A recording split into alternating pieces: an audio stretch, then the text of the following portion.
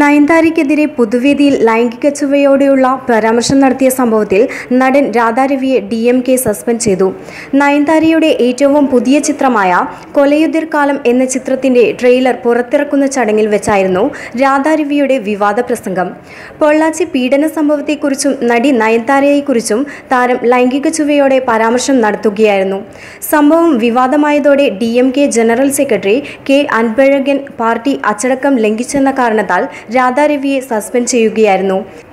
പാർട്ടിയുടെ പ്രാഥമിക അംഗത്വത്തിൽ നിന്നും എല്ലാ പദവികളിൽ നിന്നും രാധാരവിയെ നീക്കുന്നതായി ഞായറാഴ്ച രാത്രി വൈകി പുറത്തിറക്കിയ പ്രസ്താവനയിൽ അദ്ദേഹം വ്യക്തമാക്കി. ചിത്രത്തിൽ നയൻതാര പ്രേതമായും സീതയായും അഭിനയിക്കുന്നു.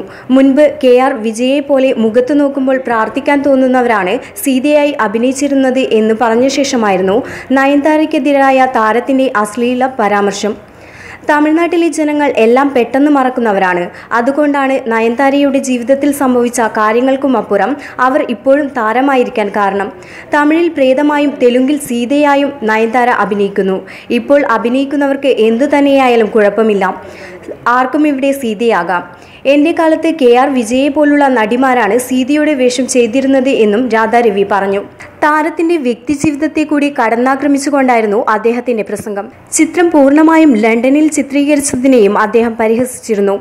തുടർന്ന് ഗായിക ചിന്മയി, സംവിധായകൻ വിഘ്നേഷ് ശിവൻ തുടങ്ങിയവർ നടനെതിരെ രൂക്ഷ വിമർശനവുമായി രംഗത്തെത്തിയിരുന്നു.